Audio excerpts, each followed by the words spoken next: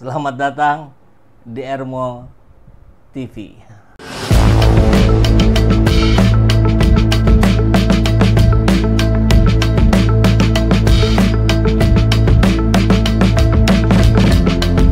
Bersama saya, Saiful Zaman, kebaikan yang terorganisir akan selalu mengalahkan kejahatan.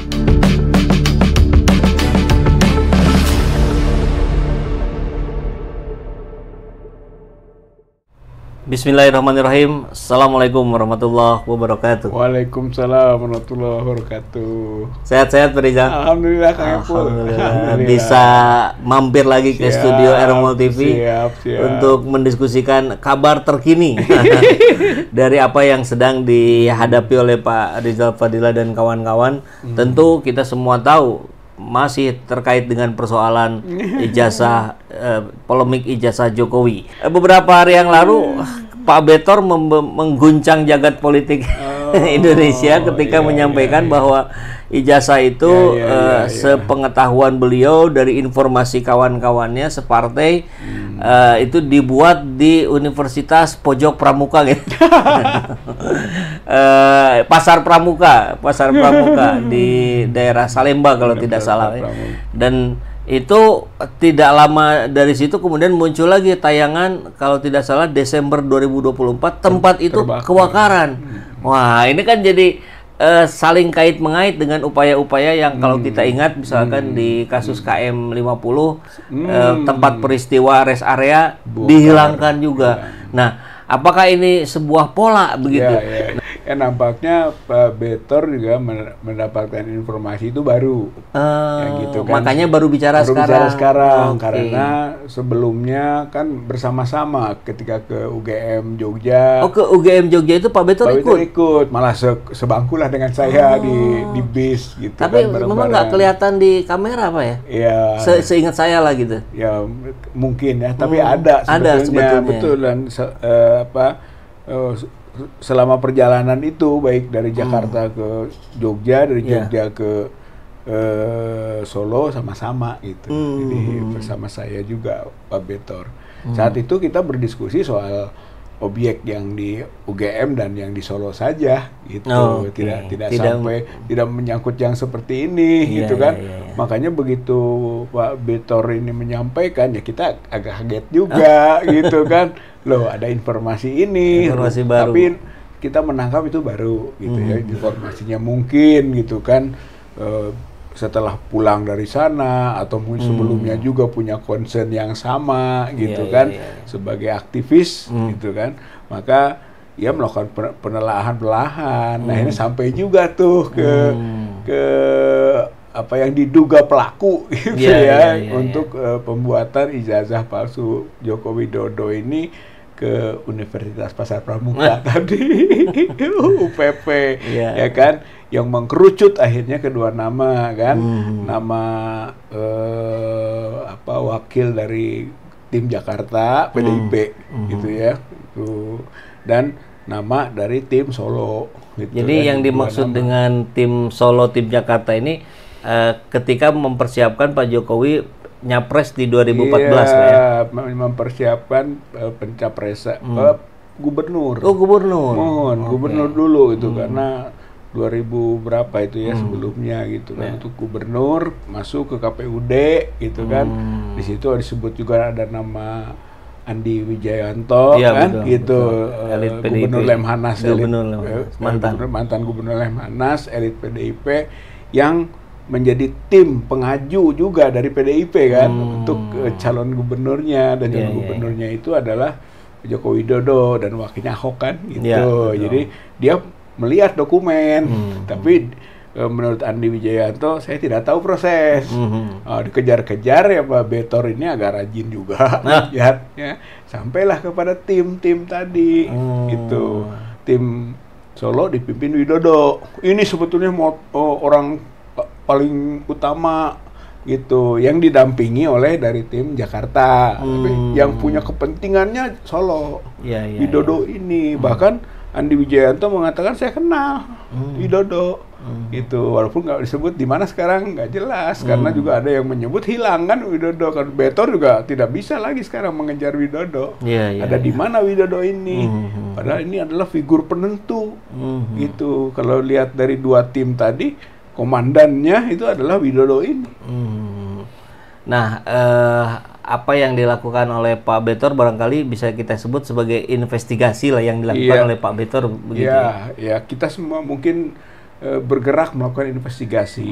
Pak Rismon bergerak cari informasi, gitu kan, ke sana sini. Dr. Roy juga terus juga, gitu kan, Dr. Tifa, ya kita juga di TPUA sama-sama juga terus bergerak. Rupanya Pak Betor juga tidak diam. Dia punya basis PDIP. Nampaknya punya juga komunitas strategis, karena walaupun bagaimana gitu kan, Joko Widodo ini diajukannya oleh PDIP, pasti PDIP itu menjadi penentu dan sangat tahu sekurang-kurangnya, seperti yang sekarang dibongkar gitu. Dugaannya tahu ini bahwa ijazahnya itu ijazah yang dibuat di tadi pramuka itu.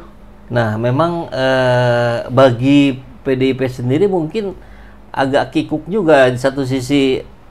Kalau kita lihat kan bagaimana Ibu Mega begitu tampak begitu kesalnya ke Jokowi, tapi mau nggak mau dalam prosesnya di awal kan ada keterlibatan juga.